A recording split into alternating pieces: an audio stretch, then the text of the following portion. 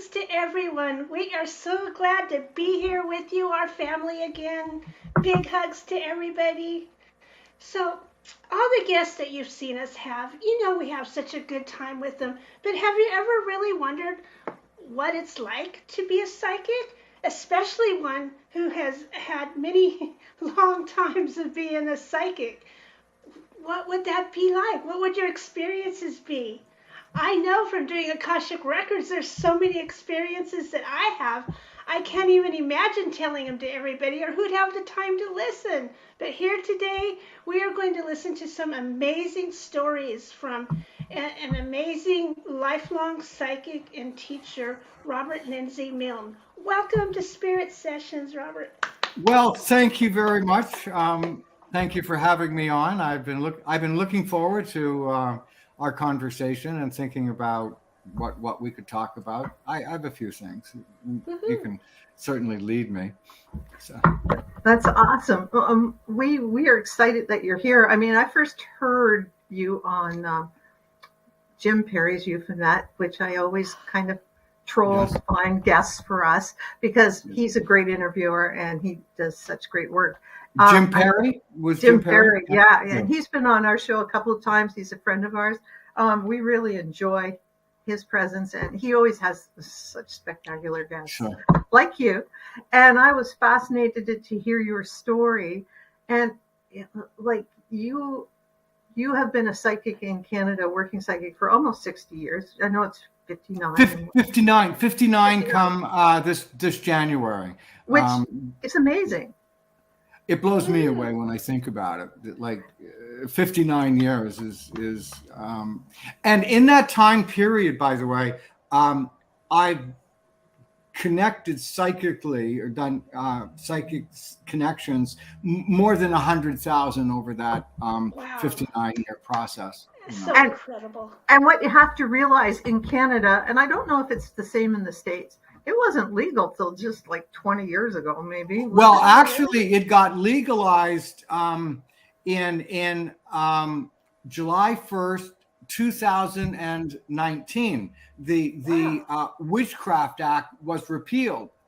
And on the same bill, our prime minister also legalized cannabis as well. I don't know if there was a connection. But that's funny. But that is what happened on July 1st, 2019. That's pretty amazing. And oh my gosh, I think I've been doing stuff illegally for a few years. Not the cannabis. Not the cannabis. I was going to say the readings, right? Yeah. I do have to confess, I broke both laws frequently. Well, you were in Toronto and downtown. So and never once did I get arrested.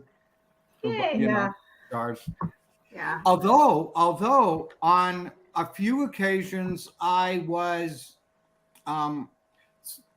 encouraged by police to help them in cases, and if I didn't, they would prevent me from doing readings or arrest me or charge me. Oh, so you did them under duress? Oh yeah. Wow, that's you got to help it. Yeah, it's amazing how they figure we're your last ditch, but then you're not really last ditch because you open up their minds, right, to different things as well. And I've been pretty successful with anything of those that I got involved with. One of the things though is I always stipulate still, if I work on something like that, nobody knows that I was involved, and nobody knows the psychic was involved. Or they could say unknown sources. Absolutely, I don't. Confidential informant.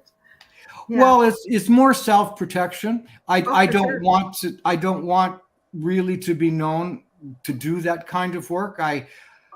Most of the time that I've been involved, it's been an unhappy ending, and it would be it's perhaps a relief for the family, but it's an unhappy ending, and I really haven't got whatever it takes to regularly tell somebody or people, their child or their husband or their wife or isn't alive. I just don't have that that character part. I can see it. I just have trouble doing it.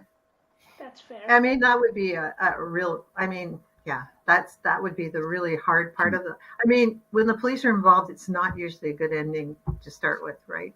We don't get called in. We don't get the first call. We usually get the ones near the end, and that's when you enter into something near the end, it usually doesn't have a good ending. Yeah, that would it'd be hard. It would be hard to be anyone on there. But so tell us a little bit how you got started. Because were you always psychic? Did you know you were always psychic? Yes, indeed. I didn't actually know. I just simply was. My first conscious memory, I was in kindergarten or grade 1. So that would be in the mid-1950s. And I came home from school for lunch, and I said to my mother, Grandma Harris died today. And Grandma Harris, by the way, was my great-grandmother, only had met her once, and she, at the time she was living in England. So I wouldn't have been thinking about her at 5 or 6. So I said, Grandma Harris died today. My mother got angry with me, yelled, and probably hit me and she said, don't say bad things. And the next night at dinner, because time or, news traveled slowly in the 1950s. It took days to find out what was going on in the old country. And the next night at dinner, my mother said to my father, Grandma Harris died yesterday. And I thought my dad was going to get angry with my mother for saying bad things. And to my astonishment, they talked about it and nobody got into trouble. And I used to say things to people, and I would, Uncle Harold, that wasn't Aunt Sally. Who was that woman? Well, that one definitely got me hit. And I didn't understand. So in the early days, I learned to keep quiet. And as time went on, though, I started becoming more and more aware. And I think I was about 9. My father took me to an NHL hockey game, a Stanley Cup game. Toronto and Boston were playing, and the score was tied. By the way, the series was tied 1-1. The score was 1-1 at the end of the third period, and the game went into overtime. And when the teams just came on the ice for the first overtime period, I was immediately attracted to number 17 with the Toronto Maple Leafs, Gary Eman. And I knew he was going to score. The game hadn't even started, but I knew Eman was going to score. And then as, the teams are kind of warming up and stuff, it became more and more powerful, the feelings, till it wasn't that he was going to score, it was that he did score, but the game hadn't started. Anyway, the referee blows the whistle, the lights get turned down in the building. There's like 18,000 people in the building. The starting lineups on the ice. Eman wasn't in the starting lineup. He was on the bench. And just as the referee was about to drop the puck and the entire building was silent, I couldn't hold it in anymore, and I jumped up and started yelling and screaming and cheering for Eman because he scored the winning goal. And the entire building looked at me and my dad. And he put his hand on my shoulder and said, sit down. And I did. And anyway, the game started. It was kind of a blur. And then a couple of minutes later, Gary Eman jumped over the boards, and a guy named Red Cully passed the puck to him, and then he tipped the puck into the net. and the entire building erupted. And there I was looking around, realizing that other people didn't see it. And that's when I understood why things were happening to me when I said things. And that was the beginning of it. That's amazing. I mean, number one, that the Toronto Maple Leafs won. Well, I'm sorry, I'm a lifelong Leafs fan too. Sure. I remember the last Stanley Cup. That's how old I am. But I had to go to bed early because but no, that's amazing. So that was when I knew other people think differently, and that's how I perceived it. And you know, I wasn't particularly spiritual in those days. You know, I was like 9 years old, and we were, you know, my dad was, you know, really a sports fan and Toronto Maple Leafs, and my sister and I, we used to go to, we'd get an allowance of 25 cents every week. And that first game I talked about just now was on a Thursday night, and then Saturday night they were playing in Toronto again. And we always got our allowance on Saturday, and we'd get our quarter and go to the Fox Theater and, you know, go to the movies and, you know, get popcorn and a drink. And that would be what we'd do with our quarter. Wow. And that morning when I went to get my allowance, I said to my father, Boston's going to win tonight. And he said, no way. And I said, well, I'll bet you a quarter that they do it. Right. And he took the quarter back from me. I didn't get to go to the show that day, but that night I had doubled my allowance. And over the years, as a kid, I doubled my allowance quite often, and I got so good at it. I was worried about getting caught, so sometimes I'd let him win. My father went to his grave not believing in psychism, which only was a couple of years ago. Wow. And so it was easy. Believe you had a gift all that time? Well, no. And I don't think I have a gift either. But he believes and said often that he would go to his grave believing his only son was a fraud and a charlatan. He believed that. He also said that I was the only guy he ever met that never had a job as well. And that certainly wasn't a compliment. And the way I developed over the years and the values and the morals that I developed and now still have were based on proving what I do is legitimate and honest. Like for example, even when I was a child working at the tea rooms, I always guaranteed, still do, guarantee the readings I do absolutely forever. So if I do a reading for you, if I did a reading for you 30 years ago, and you came to me today and said, you know, I just am not satisfied with that reading you did 30 years ago, I apologize and I just give them the money back. Or whether it was yesterday or 30 years ago. And I guarantee that absolutely. You don't get another reading. But I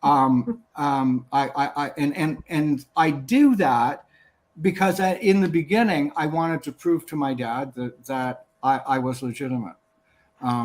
And so I have a lot of values that are extreme, you know, to one level or one degree, simply because I wanted to prove I was legitimate.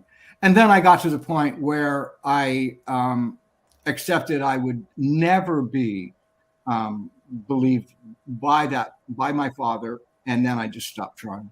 But I still had the values and ethics in place. What about your mom? Did she realize you had a gift? Was she more accepting? Once again, well, no, she didn't. But I don't believe that I have a gift. I think I have a talent I think I have an ability that I've dedicated and committed my life to making it as good, as strong, as powerful as it can get. But I don't believe that I am any more gifted than almost anyone else on the planet.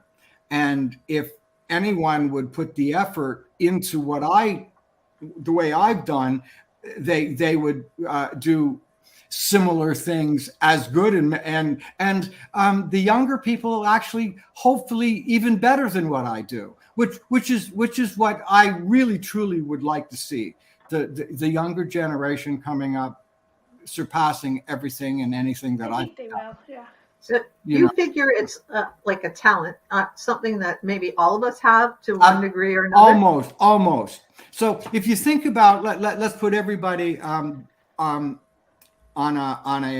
entire human population on a bell-shaped curve. At one end of the bell-shaped curve, there is one person that has absolutely zero awareness. And then at the other end of the bell-shaped curve, there's a person that has absolutely 100% awareness. And the rest of us fit somewhere in between.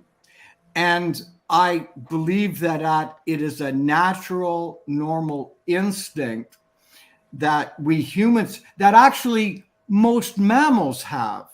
And it's that part of our intuition that has caused us to survive and make it out of the caves. And I used to teach a one-day seminar. I've got a psychic seminar coming up soon. I used to teach a one-day in-person seminar, and I guaranteed anyone who sits in that seminar one day, if they do what I show them what to do, I guarantee them that before the day is over, they will be able to do a psychic reading for a stranger, the same way that I do. No cards or crystal ball or palm or any medium, just simply getting in touch with their inner self. So I think my gift is my determination, perhaps, my resilience. I think if there were ever a gift, that would be it. But I don't think that I'm particularly gifted, just because I'm a psychic. So you're like a musician who's practice. Absolutely.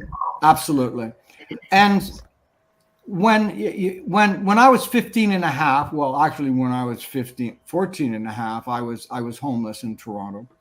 And I survived on the streets using my psychic intuitive skills. I survived that way.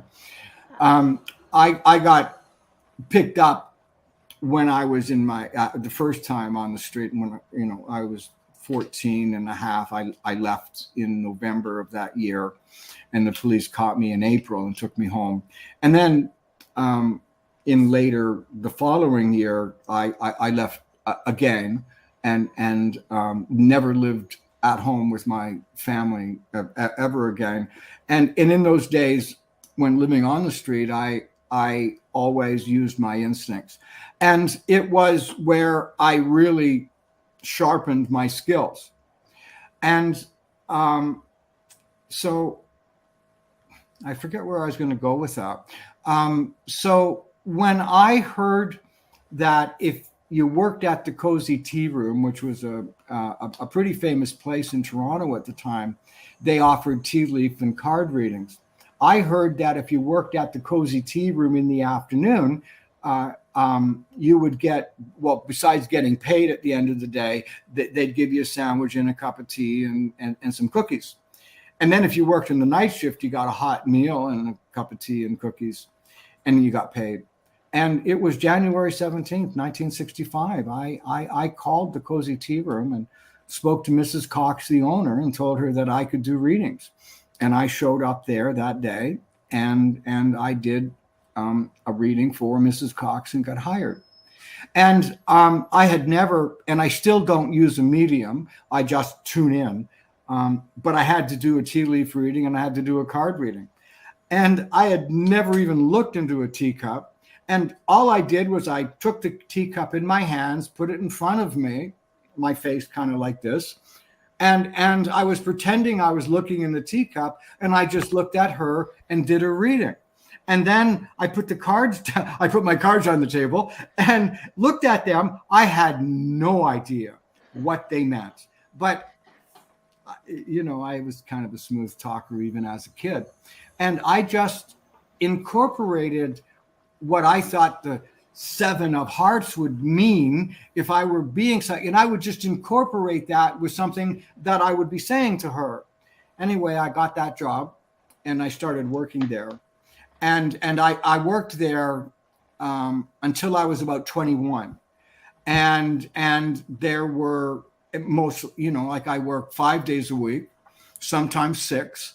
And then sometimes on Sundays, the holiday, I would go out and do private parties. And in those days, you know, some days I would see 35 or 40 people, you know, wow. They were 10-minute readings. And then there would be days that I would see 10 or, you know, something like that. And that was my basic training for 5-6 years. And when I was around 21, I left the tea room. For a lot of reasons. And I heard that when a young man becomes a priest, they make a vow to say a mass every day of their life.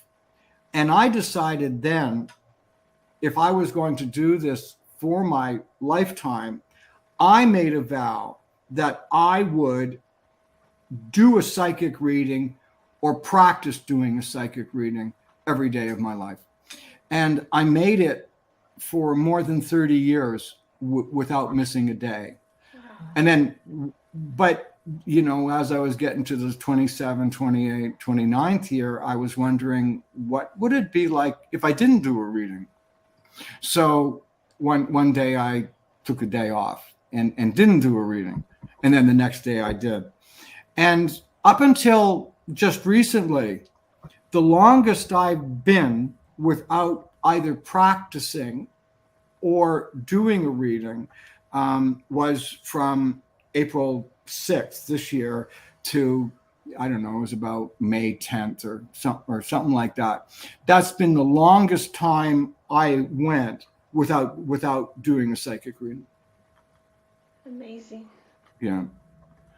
And it was, I actually, during that time, this year, I actually didn't even think about it.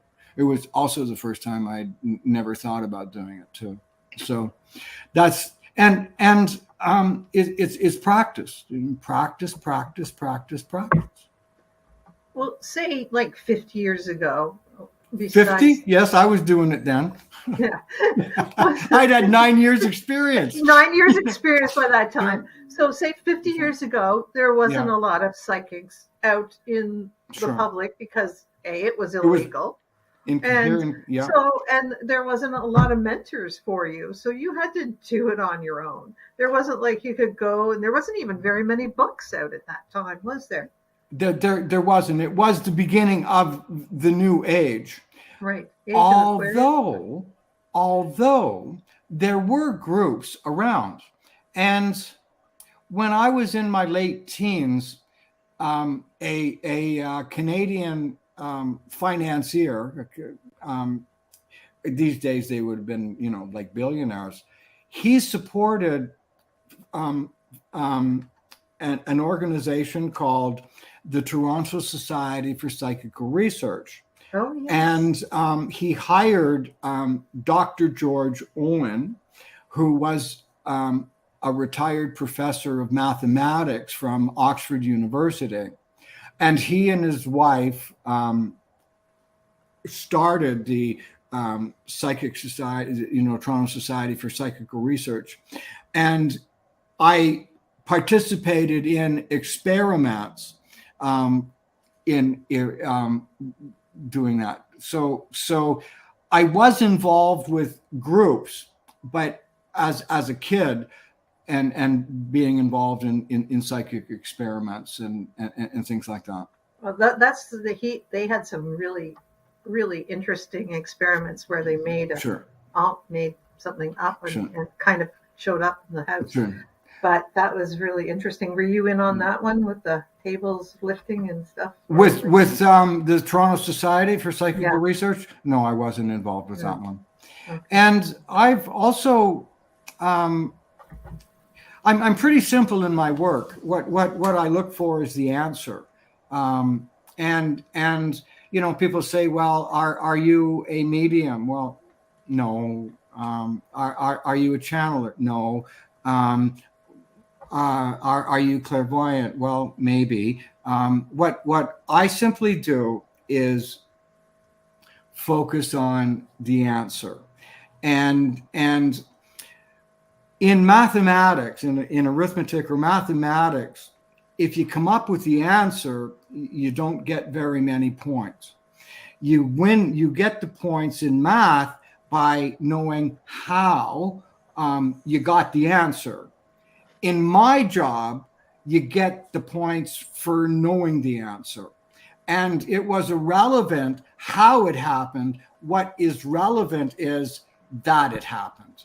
So I didn't worry, and still don't worry, about what I'm called, or well, sometimes I do, but when it comes to being the psychic part, I don't care what it's called. In fact, I encourage people, forget about putting a label on what you do. Focus on getting the answer.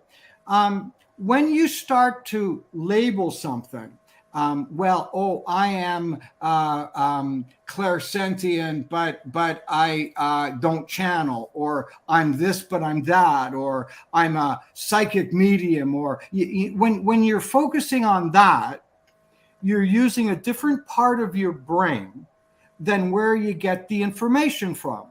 And the information comes from our intuitive side and our middle brain, not our analytical brain. And when you're worrying about what it's called, and then you're missing what it really truly is. Well, that's my feeling. And what I focus on is getting the answer. However, I've been involved in all kinds of experiments. I found lost people, dead people. I've worked with, done work with the RCMP in the security service. I connected with a real live Russian spy on behalf of the psychic, the RCMP.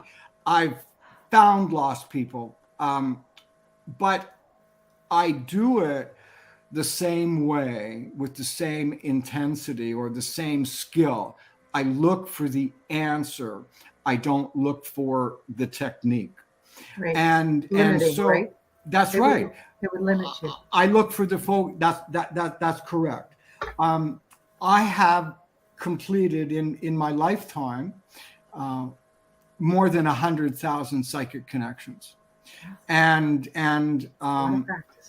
the more I do it, the greater I get at it. So I'm doing things now. So I don't right now have the same kind of energy I had, say, when I was 25. And I was the first Canadian psychic to appear on radio and TV shows doing call-in. And I was like, and the way it happened, incidentally, I'd left the tea room, and almost starved. And I was living at this Fleabag hotel. It was called Larry's Hideaway. And I wasn't making a very good living. And one of the old guys that worked on the front desk suddenly died. And I went to the owner of the hotel, and I asked him, could I take Whitey's job? It was a night job. Could I do Whitey's job? But I don't want to get paid. I'll work for room and board. And he gave me that job.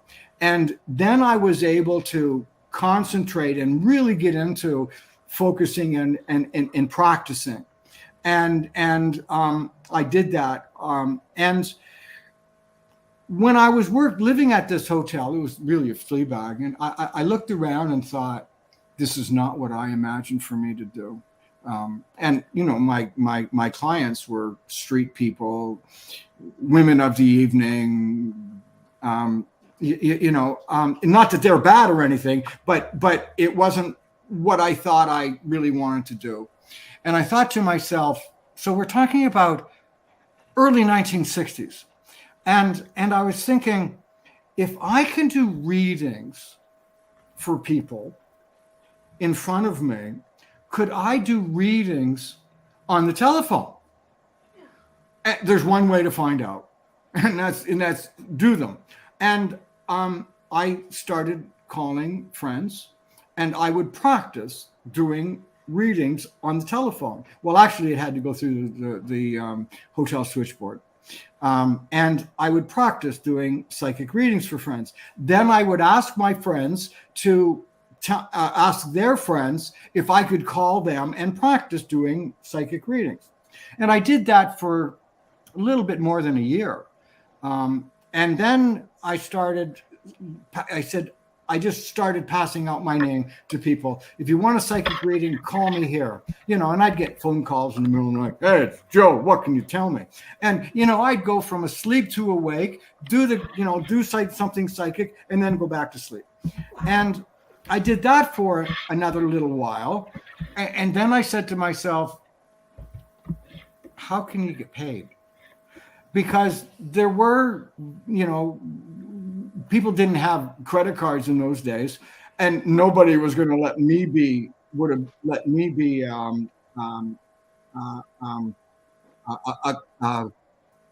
somebody that has a MasterCard or it was ChargeX in those days. ChargeX, they wouldn't me be that. So I thought, if I can do a reading on the telephone, could I do a reading on the radio on the telephone?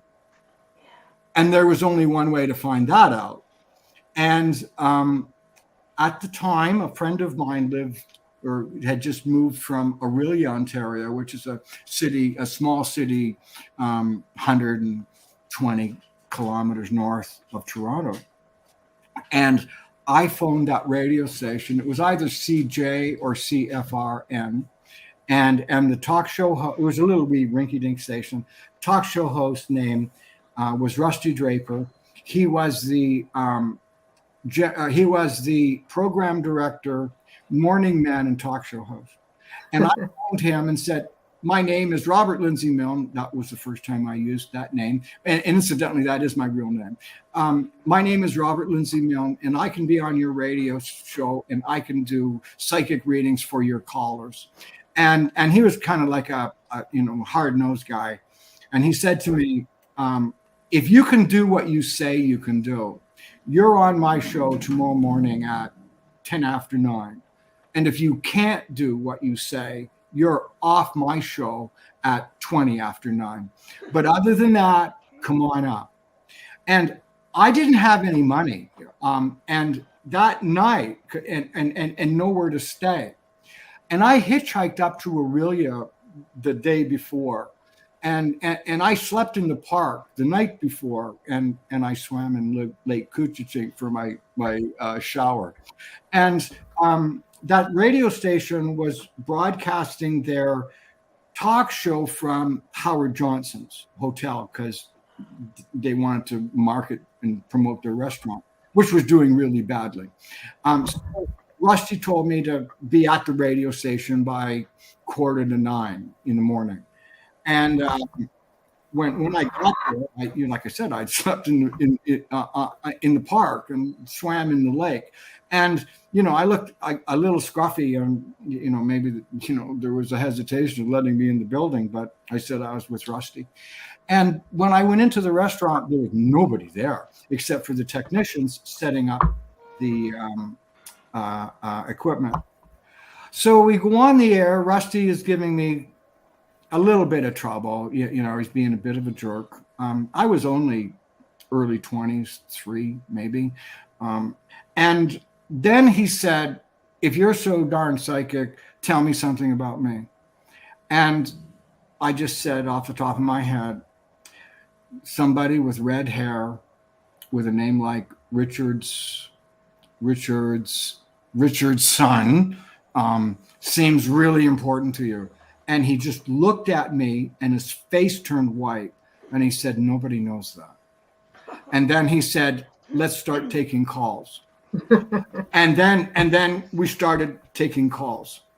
And people were calling in. And since those first days, even now, up till now, the way I do my work, when I perform like that, I ask people, tell me your first name, where you're calling from, have a question in your mind, please don't ask it.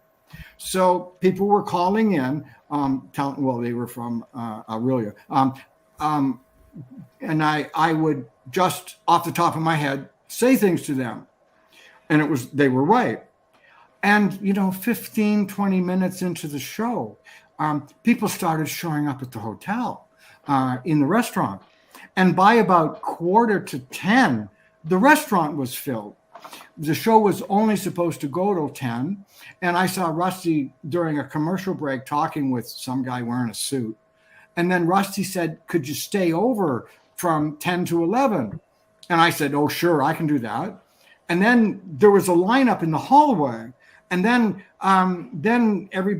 they cleared the place and they filled the restaurant again.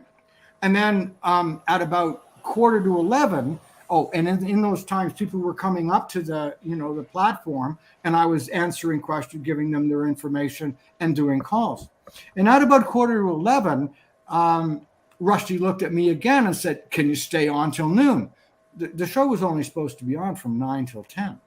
And I said, oh, sure, I can do that.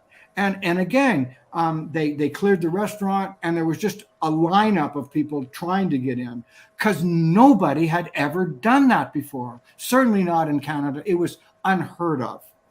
And then, and so it was just coming off the top of my head, just like crazy. So at around 20 to 12, I looked over at Rusty and said, I can't do anymore. I'm burned out. Show ends at noon.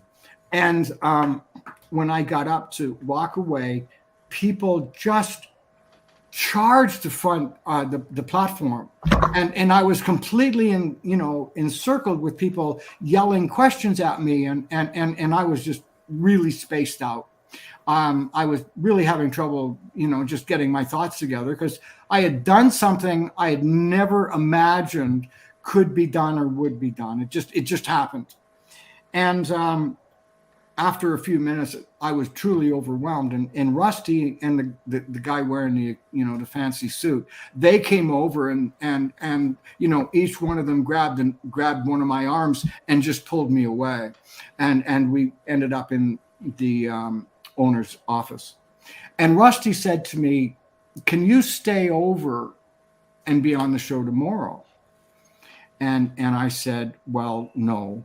And to be honest, I just have to tell you that, I hitchhiked up yesterday and I slept in the park and I swam in the lake and I'm just really tired now and I'm hungry. I haven't eaten since yesterday and I just want to go home.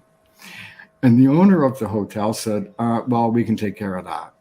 And Rusty said to me, do you do readings besides, on the radio? And I said, yes, I do. And the guy that owned the hotel said, if you stay over, I won't charge you. You just please just stay over. And then Rusty said, we'll have one of the girls who work at the radio station will book appointments. And then he said, how much do you charge? Well, in Toronto, I charge $5 a reading. And I just looked at Rusty and said, $25 a reading. And Rusty said, you'll never get that here. And I said, I don't care. Because there was a big leap between Larry's Hideaway Hotel and, that the hotel I was staying at. I did the show the next day, and they booked 125 readings. Wow. And that'd be a lot of money for you in those days. Oh, it was unbelievable amount. And there was no overhead at all. It took me about 12 days to do all those readings. And while I was doing those readings, I was thinking to myself, I'm not going to hitchhike home. All right, maybe I can take the bus. And remember, it's like 23 or something, right? All right, well, maybe I can take the train. And then, you know, as the days wore on and the wad in my pocket just kept getting bigger and bigger. And then I said to myself, well, how about taking a cab home? We could do that. And then in the last couple of days, I said to myself, maybe I could fly home, you know, take a flight home. And I called the Aurelia Airport, and Air Canada didn't have any flights going in or out of that airport. And then I phoned the airport itself and asked if they had any flights into Toronto. And that they said that they had a charter flight on a single engine Cessna. And they had that. So I chartered the single engine Cessna and I flew I flew back home. It was only around $100, but that was a lot of money in those days, except I had only had to do 4 readings to get it. And I did that. I went back to Larry's Hideaway. I'd been off work and they were going to fire me for that. And the first thing I did after dropping my bags off, I got a newspaper and I went to the restaurant across the street and I looked for apartments that were furnished. And I found a furnished 1-bedroom apartment at St. Clair and Avenue Road, which was and is a very up-tempo neighborhood. And I went there in a cab. And I saw the apartment and I paid 6 months rent in advance. And I went back to Larry's Hideaway and I put everything that I had or that I could put in that I owned, that I could put in a taxi cab, and I took it to back to that apartment. And I didn't go back to Larry's Hideaway again for several years after that. And that's how I then became a performing psychic. That's an awesome story. Yeah. And it's just so unsupported, and you just did it. And I mean, obviously there were that's my theory in life. Just do it. You know, don't think about it. Just do it. And when I teach people to be psychic, actually, when I show them that they are, what I start off with saying is, become aware of what's obvious. When you become aware of what's obvious, more becomes obvious. And when you become more aware of what's obvious, then more becomes obvious again. And the more you focus on what's obvious, eventually you'll get to a point where what's obvious to you is not obvious to others. And that is the way you do it, is that awareness. And that's how you just start off, become aware of what's obvious. So an example, this has been my life practice. I've done this. This is what I've done and what I was born to do. But I also have other interests and have had avocations, a lot of different avocations in my life. They've been really varied. And there was one period in my life where I got interested in painting the inside of houses. And like anything I do, I get really obsessed with. And for example, in the house that first house I bought, I lived there for 5 years. I painted that house inside 5 different times in the 5 years I lived there because I like to paint. And then I painted my friends' houses and stuff like that. And I thought I was getting really good at it. And I even had like, a professional, a business account at a couple of different paint stores. That's how much I was painting, but still doing readings and stuff. And a guy I knew who was a builder, his name is Hugh O'Malley. He also was a finishing carpenter as well. One day he dropped by my place, and I had just finished painting the living room. It was like the 5th time. And when he walked in, because he'd never been in my place before, when he walked in, he looked around and said, "Who did the paint job? I hope you didn't pay them." And I was shocked, because usually when people walked in, they would say, "Wow, great paint job." What I, ultimately figured out was that's not what they were saying. What they were saying was, "I like the color." And when Hugh said, who did the paint job, I knew he was seeing something that I wasn't seeing. And I said to him, "Show me why you say that." And then he showed me the mistakes that I made that I hadn't seen. And then I did see them. And I never unsaw them again. So much so that all these years later, when I go into a place, I see the mistakes. And because they're obvious. And he saw them because they were obvious. And as I became more aware of what's obvious, I became more clearer in seeing the finer mistakes and more. Now, I don't look for mistakes when I'm doing a psychic reading.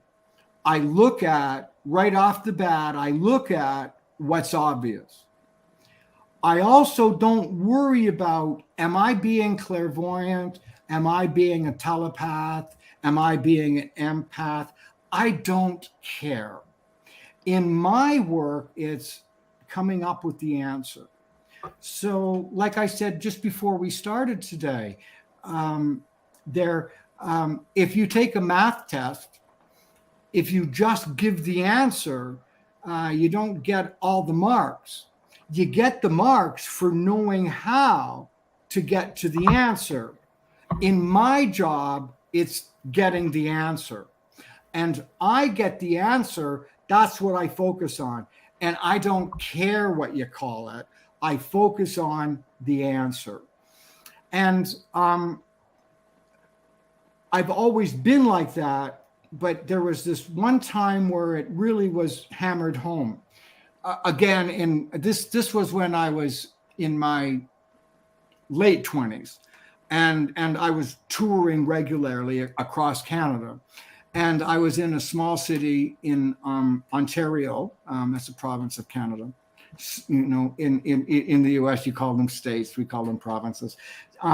And it's right in the middle of the snow belt. And when I was in that place, they had the largest snowfall, the greatest in 50 years. I remember that very clearly. And I was staying at the Holiday Inn. And this man came to me for a reading. He was an older guy.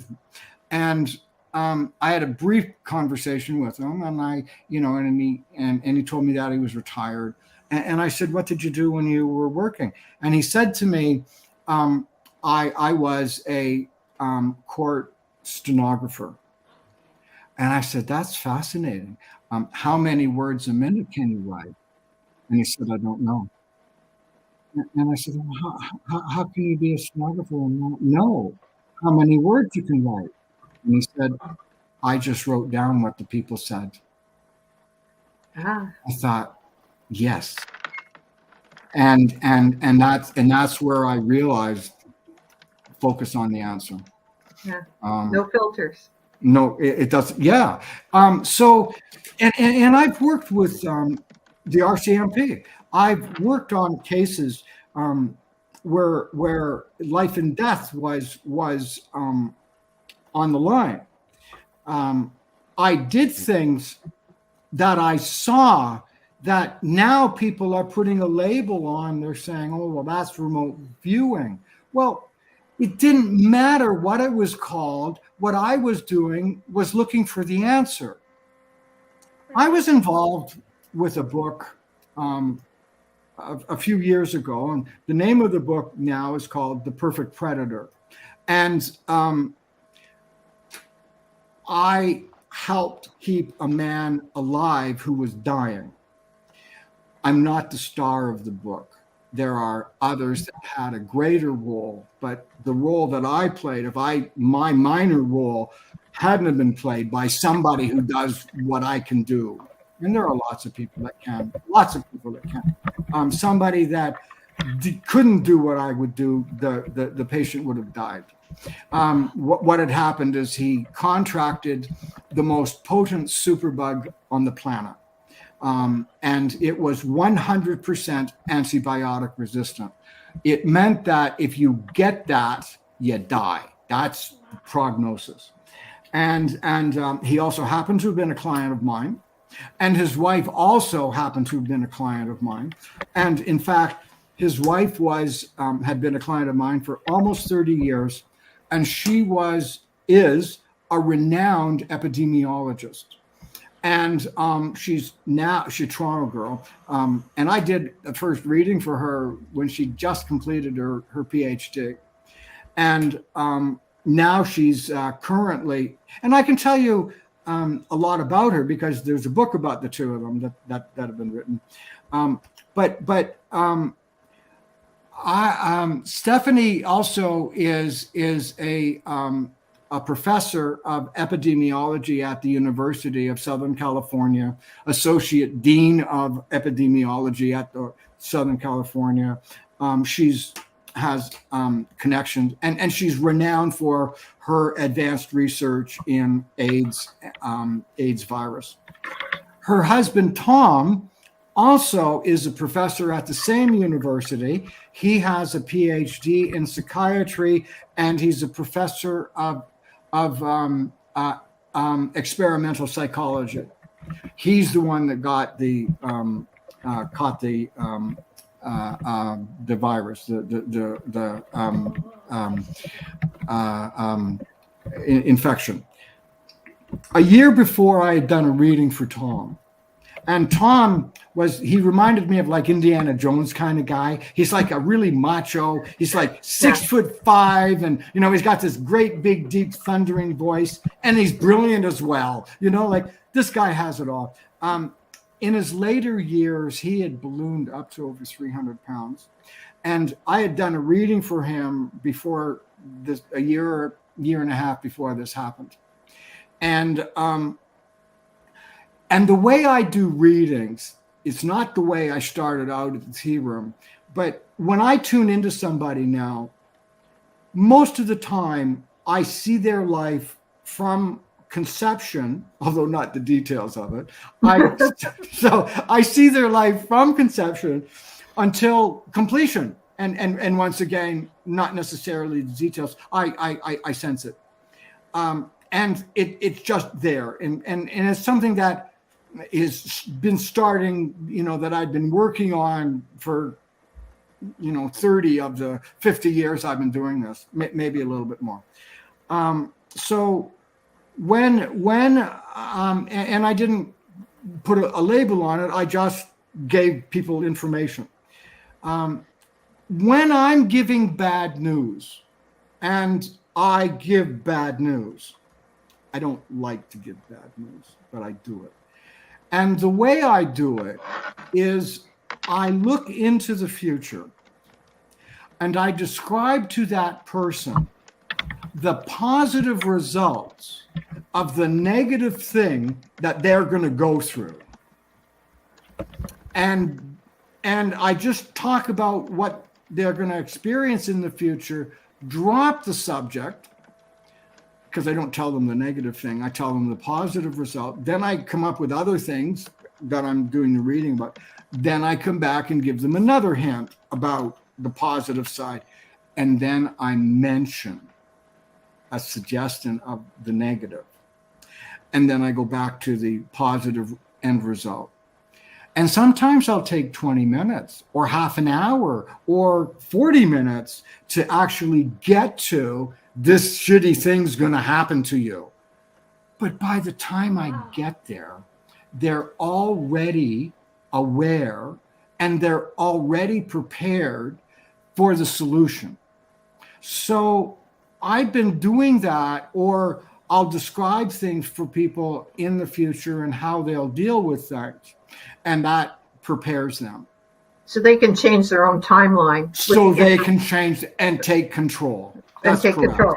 Yeah, absolutely. Awesome. Okay. Yeah. That's because nothing's written in stone. If you can. Absolutely. If you can see it, you can change it. Yeah.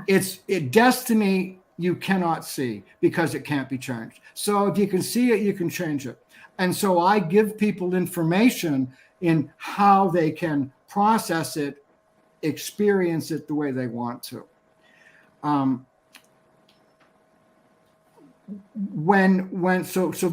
That's how I give negative information. And when I was doing a reading for Tom, and he had, he turned into, the size of a mountain. And I said to him, in 3 years from now, you're going to be at the physically healthiest point in your life. You're going to be more than 130 pounds lighter, and you're going to look great. And then I changed the subject, and then I came back to it, and then I mentioned about a problem, and then I changed the subject. And throughout the whole time, I prepared him of what was going to come. And by the time I had finished, he was then aware of what was going to happen.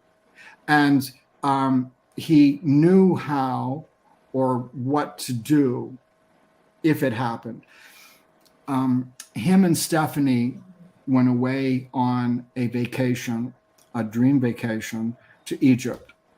And when they were touring incidentally, I told him about the infection, the illness, and I told him that he would be as sick as he could possibly get without dying. Or he could take care of his health. And either way, he would survive nonetheless. And I basically said to him, it's up to you. You can do it the easy way. You can do it the hard way. And they went away on this vacation. They were touring one of the pyramids, and Tom passed out. And he got carried out of the pyramid and taken back to the hotel.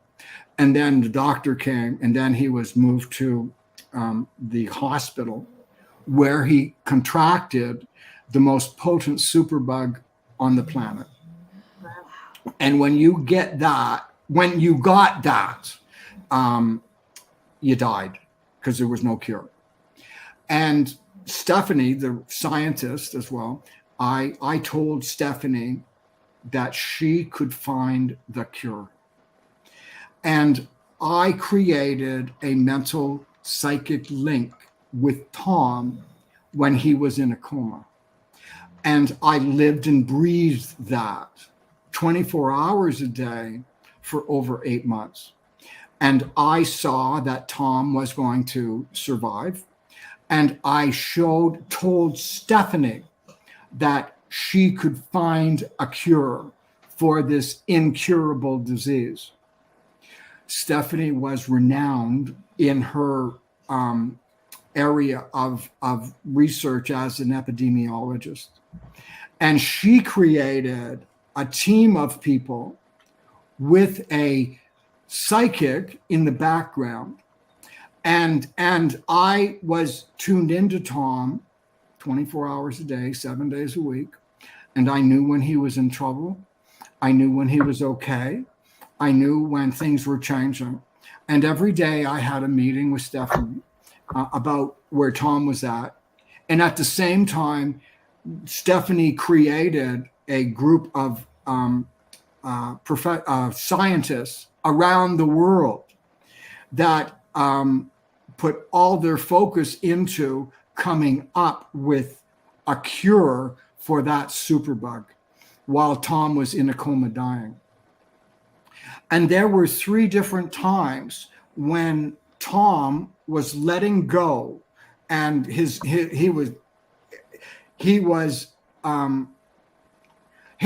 spirit, his soul was getting ready to leave his body. And I sensed it and pointed out to Stephanie what Tom needed. And in that time period, in those 3 times, Tom would have died had a psychic, not just me, because there are lots of people around that could do this too. It was just, my call at the Union Hall. Milne, it's your turn, your number's up. It was just one of those. But had a psychic not been involved, Tom would have died.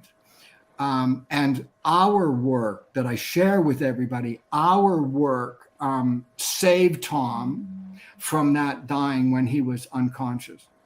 At the same time, I was working with Stephanie and had meetings with her every day as well. And then she had her meetings with her scientists, and they came up with a cure.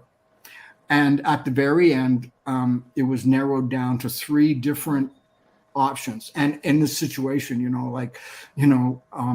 there was only enough time, they could use one of those 3.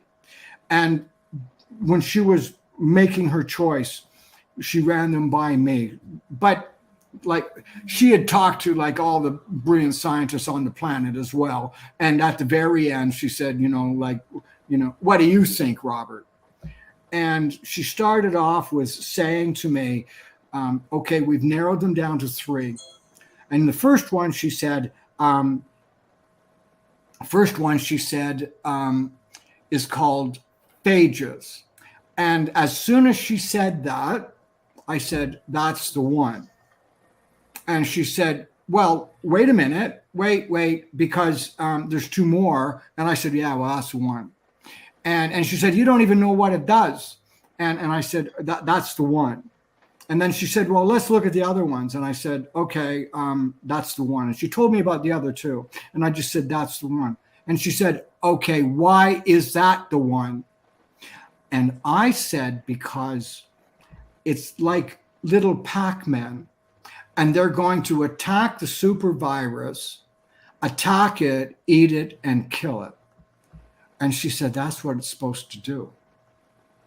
And now, not on my word, I don't get the gold medal for that. On my word, though, it tipped the scale, and she chose phages.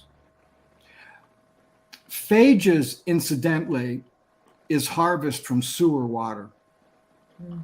And what it is excrement. And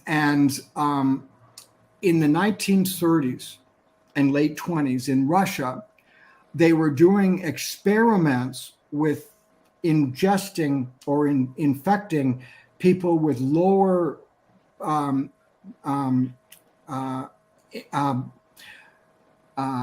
organ illnesses by injecting live fresh stool in their body, and they were getting results.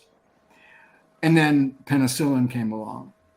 So, the research stopped. So, because, basically you had a choice, a pill or a turd. So, most people went for the pill. So that was the end of phage research. When all the superbugs started running rampant, science started looking for old cures. And that was one of them.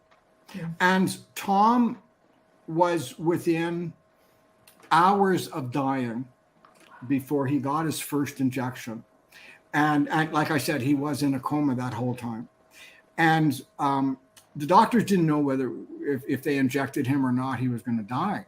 which one of the reasons they held it back.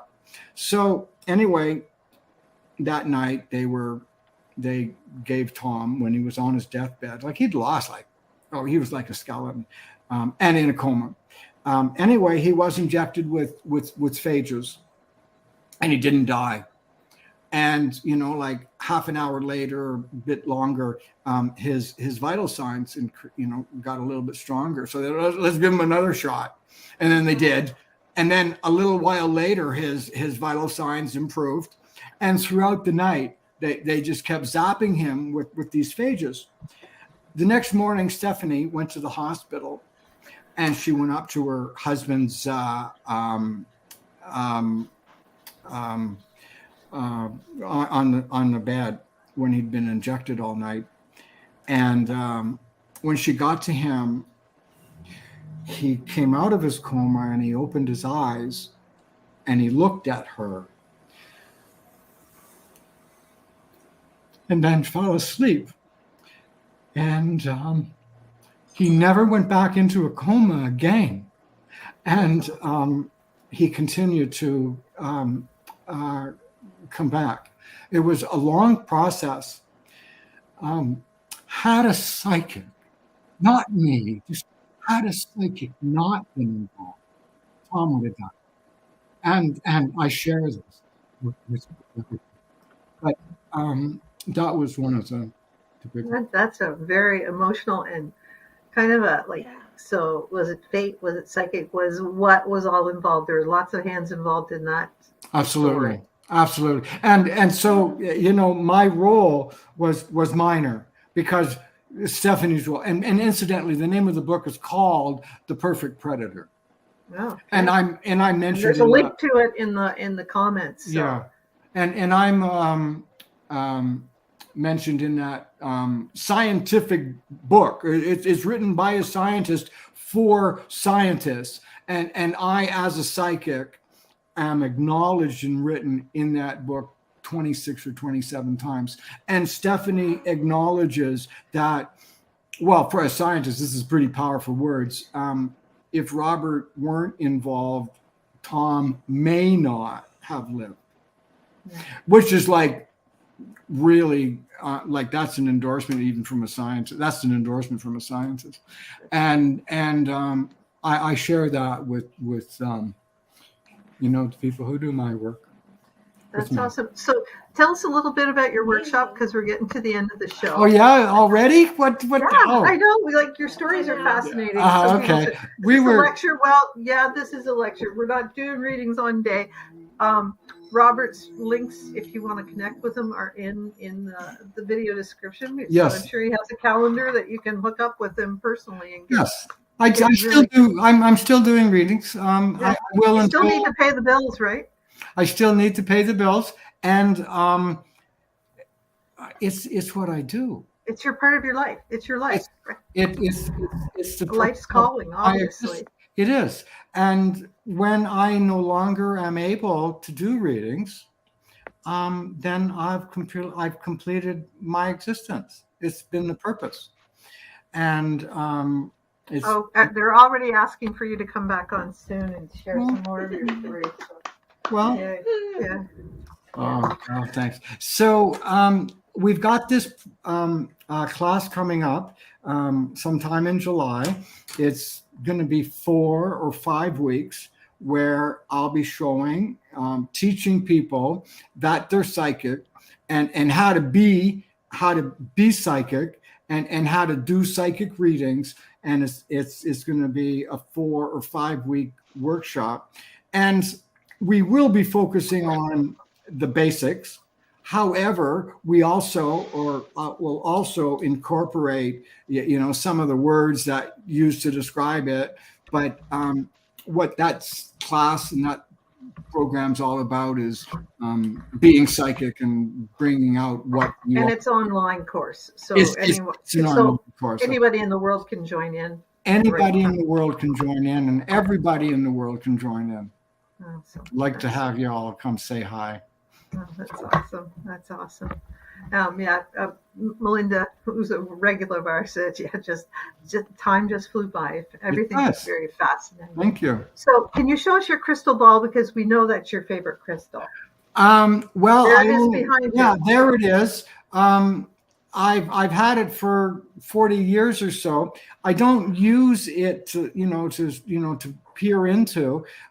It sits beside me when I do readings, and while I sort of say it has no esoteric meaning, it's been with me for tens of thousands of psychic readings. There's a lot of energy in it, and that's it there. Yeah, it's just a beautiful piece. And it really is. And, I remember one of my stepchildren, when I first got it, looked into it and said, how do you make it work,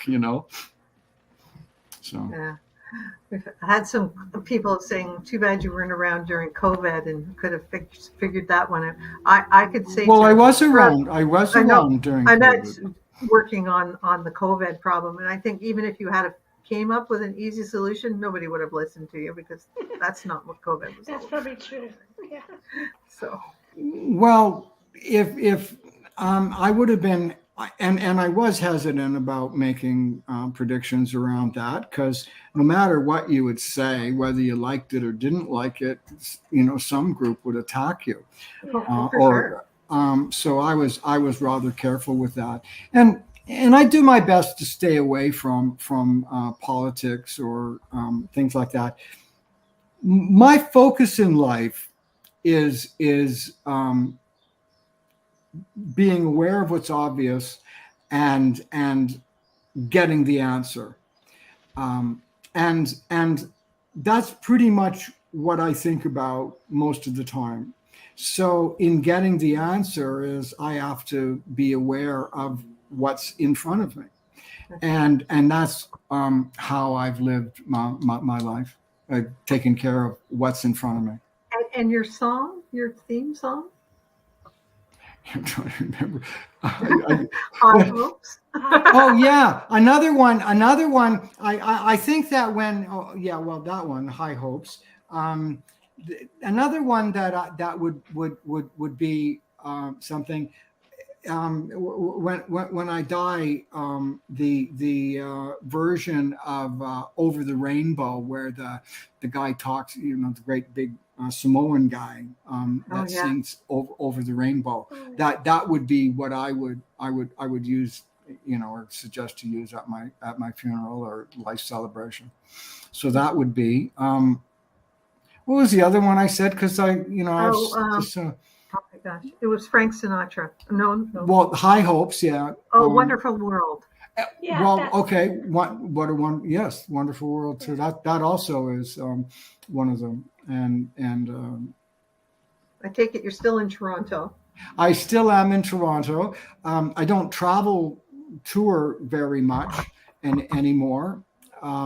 It's I don't need to because of the internet, and I'm just. Currently, I'm recuperating from quadruple bypass surgery, but I am working now, and I'm not working a full-time schedule, but I certainly am slaving over my hot crystal ball 2 or 3 times every day. Oh, that's awesome. That's awesome. I asked you if you'd seen UFOs, and you haven't, but then you live in Toronto, and you've seen lots stranger things. So every night outside my place, So true. Being, your sky's obscure. There's all sorts of weird stuff going on. Well, and when I'm focusing on the problem in front of me, I often don't look up into the sky. What I'm looking at is solving the issue that's in my face at that time. Mm-hmm. So that's where my focus is. So I'm not really that interested in what goes on somewhere else, but in the moment I'm just concentrating on the answer, and I don't care how I get to that answer. That's the purpose. Get the answer, and it doesn't matter how you get to it. Just get to it. Right. Very cool. Very cool. Teresa, have you got any questions? Oh no, I was barely enjoying myself. I love your stories. Thank you. Beautiful. Thank you. And it's great that you were never arrested. I'm really happy about that. No witch burnings. And the last one, not even for offenses unrelated to being psychic. I've never been arrested either. That's very good to know. Very good to know. You've been a delight, and I'm so glad. You. And I'm so glad you're recovered and on your way to even a better recovery now. Thank you. I just wish you all the best. Just one more piece of business before we go. Did you write down, Teresa, who was the winner? I wrote it down. We have the winner. So every week we look at the comments and who's ever shared out the show. So you can share it out on Facebook, you can share it out on YouTube, and the winner is from last week, Brenda Mendoza. Woo! Yeah, all right, good. So congratulations. And what does Brenda win? What Brenda wins? Which one is she gonna win? The Avalon one, sure. We have a meditation, and this one goes back to Avalon with Merlin and the Lady of the Lake, and it's a guided meditation. Dragons and things like I like, and so it's just a nice meditation, and you get to look inside and find answers for yourself during the meditations. So it's kind of like an activation as well. Yeah, meditation and some Reiki healing and some words of wisdom and so with people. So that's what we do. It's like a little mini mind spa for 30 minutes. That's what we call it. So sounds interesting. It sounds great. Sounds interesting. Well, thank you. And you stay on with us for a minute, and I'm just going to end the broadcast. But thank you, everyone, for joining us, and be with us next week when Catherine Patterson's going to be joining us and talking about 5 magical herbs that you can find in your neighborhood and their uses. So it's going to be fun. It'll be fun. Thanks very much.